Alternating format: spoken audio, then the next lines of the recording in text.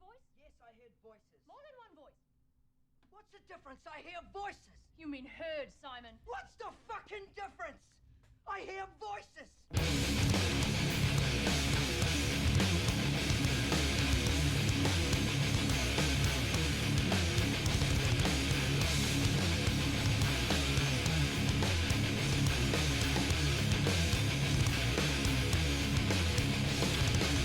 By such evil brutality.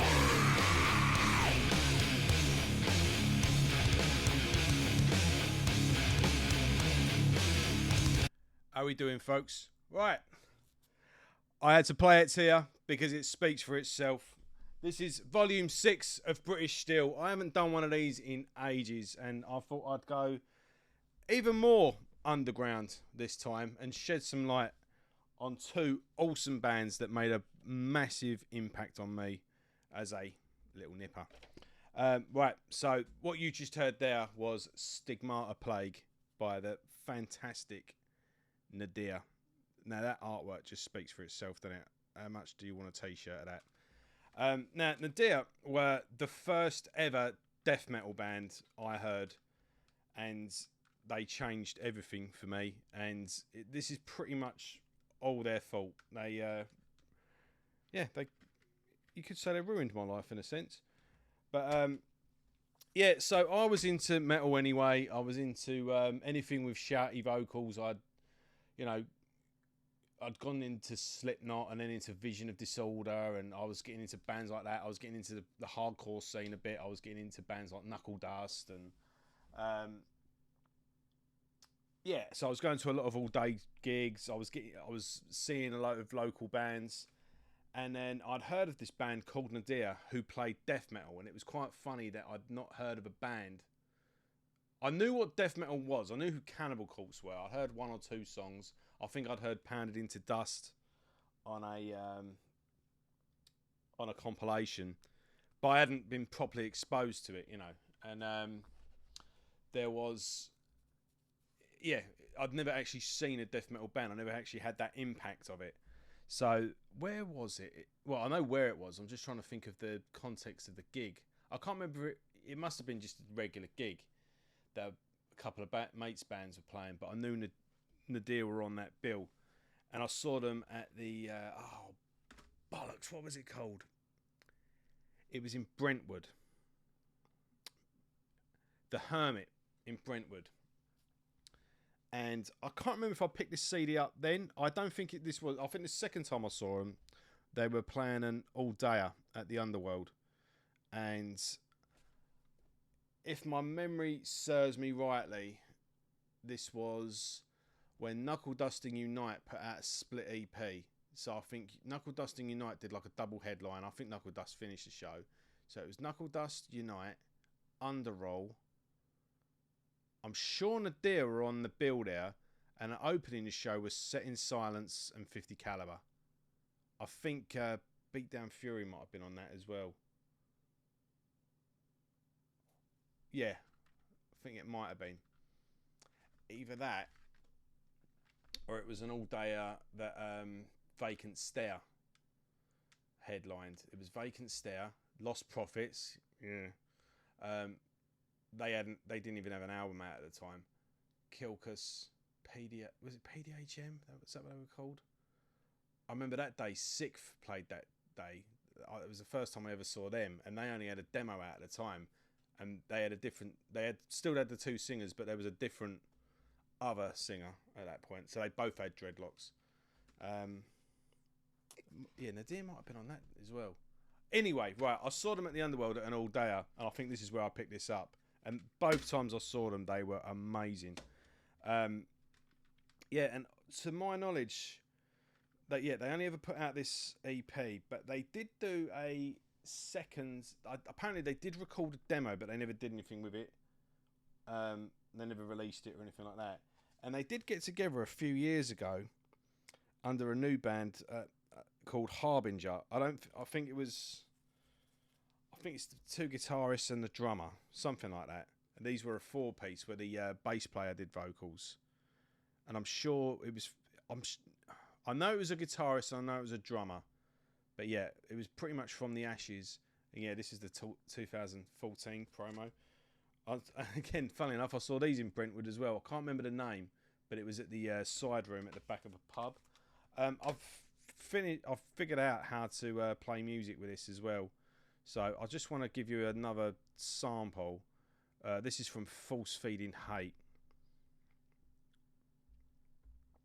And let's play this now. I'm going to slightly turn down the volume so it's talk over it. So you've got this bell chiming and you've got that clean. And then when this kicks in a minute, it's right nice and doomy. It's really cool. Let's skip that along a bit.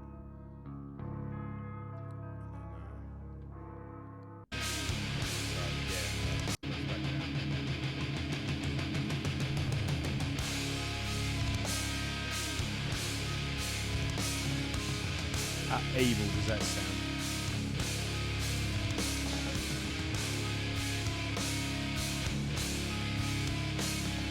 And then, as this goes on, it builds up to a nice little thrashing.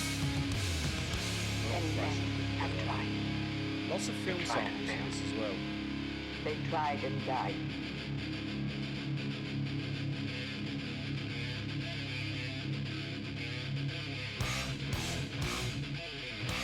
Nice little Slayer.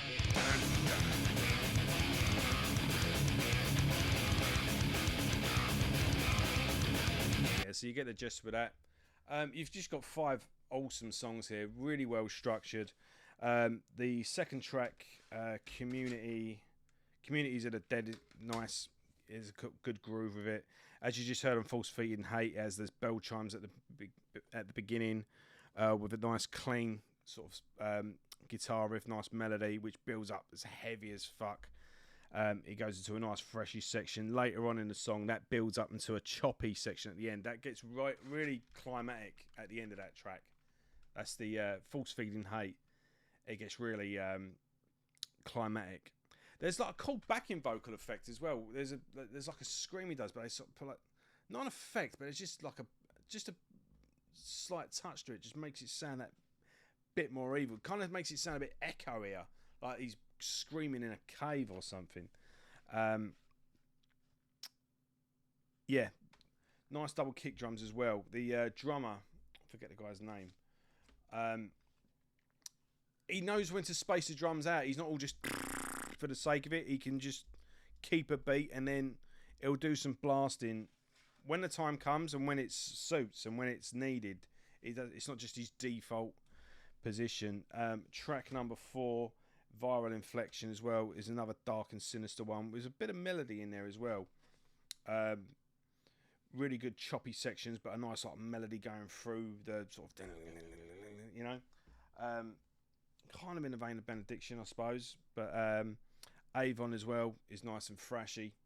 Yeah, this is one that's still I know like the first things you hear as a teenager or whatever, like the first album can make a profound effect on you, and it's like kind of gets being stuck being your favourite. But I don't think this is just nostalgia for me, because you know, Kong made a big fucking effect on me when I was young, and I don't even have any of their albums anymore. I don't even listen to them, but I still listen to this. There's plenty of music around this time that had an effect on me at the time that I don't listen to now. And this is still one of my favourite death metal releases. These 5 tracks are just absolutely faultless. And I would love, in the vein of like Repulsive Echo or Ted from the Crypt in America, where he gets these underground bands that, you know, an album might have gone out of print, or a band, it'll put a compilation of some bands' demos together with a bunch of liner notes. I'd love to collaborate with a record label, or even I wouldn't have a clue how to go about it, but even reissuing this as a proper release with the band's other demos that they never released, all in one package with photos, interviews. I'd love to put the whole package together for that. Or I'd love someone to, or you know what I'm doing. I'd love to collaborate with someone to do it, and if not, I'd love to do it myself at some point, because this band need to get a spotlight on them. They need to be remembered, because you know they didn't do as well as they should, really. This band should have been massive. And when did this come out? June 2001. And yeah, that set me on the path to death metal. It was these, then it was Madman is Absolute from Scotland. I'll be doing a video of them. And then I think I got At the Gates, Slaughter of the Soul. And then just snowballed from there. That was when I got the death metal bug. And yeah, like I say, they regrouped under the name Harbinger. That's well worth checking out as well. Quite a bit of groove on there. I wouldn't say it was death metal, but it's still fucking heavy. So yeah, Nadir, you've got to check them out. And then secondly, just digging out some old demos, was this band Enmity. This band were fucking awesome as well. And now Nadir, I will put a link to the description on the Metal Archives page. You can link to their Facebook page, and I think there's a SoundCloud as well. And there is an email address on there as well. I'm not sure if it's still active, but Enmity, I can't find anything of. So if someone knows of this band and can get in touch with me, I'd love to speak to someone. I'd even do an interview for the channel. But yeah, I saw these guys twice in Romford at Secrets nightclub, which I think is now a block of flats. Now, you know, you say it like about Romford, say it like about Essex and all the rest of it. I know you all like to slag the place off, but Romford had a kicking scene back in the day. I mean, we had some fucking awesome bands. Some even made it. Some got signed. I mean, but, you know, bit by bit, we were starting to get on the touring circuit a little bit. I mean, there was Music Tech. I think Skin Lab did one of their... they used to do like a Battle of the Bands, and then they would try and get like a mainstream band to play the final of Battle of the Bands. And I'm sure they got Skin Lab to play that once. And I always get Skin Lab mixed up with Pissing Razors though for some reason. But yeah, I'm sure Skin Lab played Music Tech. But yeah, even Hollywood's in Romford, we managed to get Prong to play. So you had Hollywood's, you had Secrets, you had I don't want to say Room 101, Tracks, and then up the road you had Music Tech. So if you was in a band around that area, you could probably do 4 gigs in 1 week. And that was a way of building your solid ground. But anyway, I saw Enmity twice, like I say, in Secrets. And they were amazing both times. And the vocalist, just says Starkey here, had such a cool voice. It's hard to describe. They don't really fit into an exact genre. I suppose they kind of come off the back of sort of, think like the later day, like sort of Chaos AD, Sepultura, maybe a bit of Pantera. Bit of, trying to think.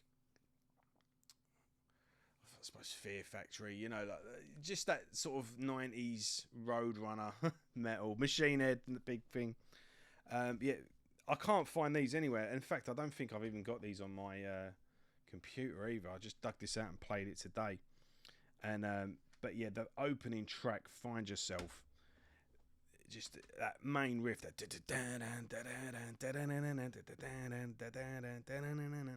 and then Starkey's vocals. He's got like these scratchy, sort of reverby vocals, you know, and he's just going mad. And the rage in his vocals is just fucking phenomenal. The energy on this is just amazing.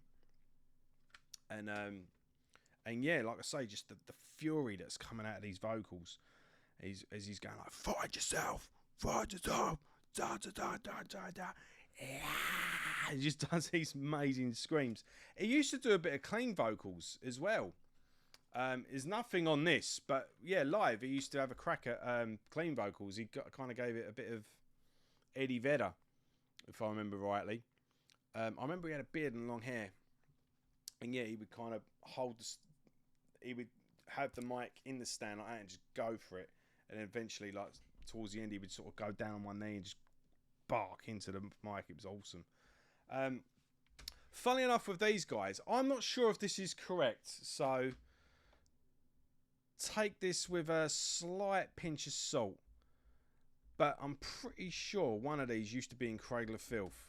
And I'm sure people used to say to me, yes, what, the guitarist or the bass player in Enmity used to be in Cradle of Filth, and he played on the first album. And if I'm right, the guy's name is Paul Ryan. And if I'm right, it's Paul Ryan went on to being The King Is Blind, which did 2 fantastic albums a few years ago.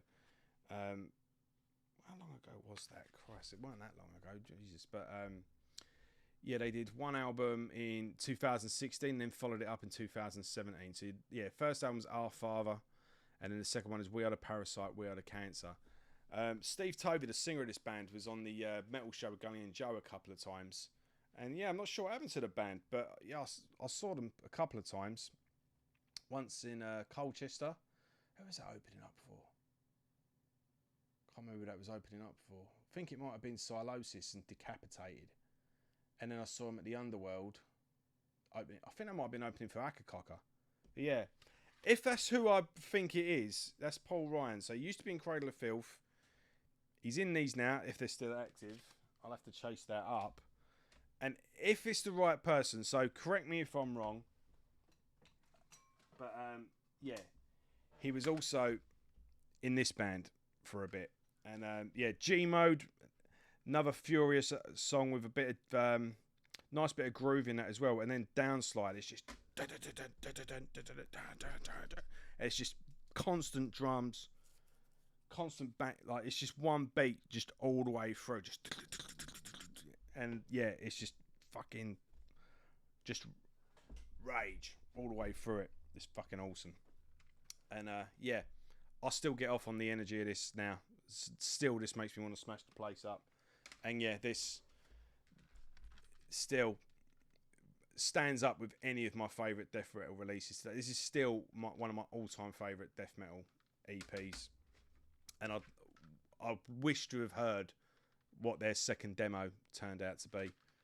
So yeah, 2 bands that, you know, it seems like time is buried, but I'm going to shed some light on them and hopefully get a bit of interest going. So yeah, I'll put a description down to these for Metal Archives, and you can do a bit of research yourself. And yeah, if anyone's got any information on this band, please let me know. So thanks as always for watching, and I'll see you next time.